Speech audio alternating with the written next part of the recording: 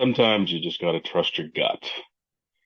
It was early January of 2000, and one of the first outbreaks of COVID um, occurred actually here in Boston, Massachusetts. And there was a lot of questions about whether there was going to be a lockdown, um, or what, there wasn't clear. The messaging wasn't clear at the time. So um, I thought about what would happen in our case at the law firm, how we would be able to continue to work.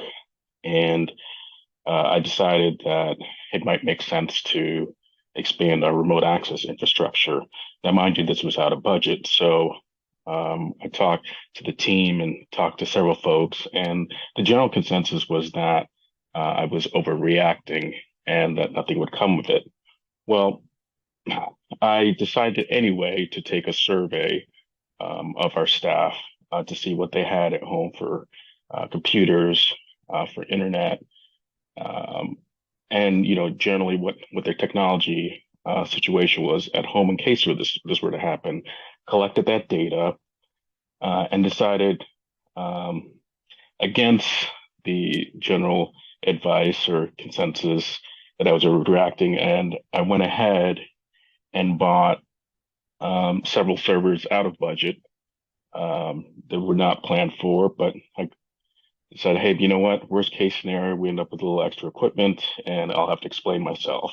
And what I also started doing was um, slowly acquiring Google Chromebooks because those would work with our remote access setup. Well, fast forward a few weeks later, comes out, the government decides that there needed to be a lockdown. And I got a call from my management asking if we were prepared for this. And of course, I didn't get too much into what had taken place or what I had done, but I said, "Yep, all set, no problem." And also at the time, I called my CFO. I said, "Hey, you know what? This may be a really good time in the middle of all this chaos to change our time system as well, time entry system." So he said, "Yeah, sounds crazy, but you know what? If it better accommodates our remote users, let's do it." So at the height, I think we had about 950 to 1,000 people working remotely, and we never skipped a beat. So what I would say is sometimes, um, regardless of what type of opinion other people have or what the consensus is, you gotta trust your gut. Make sure you don't have any biases or something that, in the end, this doesn't benefit me. I just want to make sure the company was running on all cylinders. And now uh, we've got folks working in the office, out of the office, wherever they want. We were hybrid before hybrid was a thing. So you can trust your gut.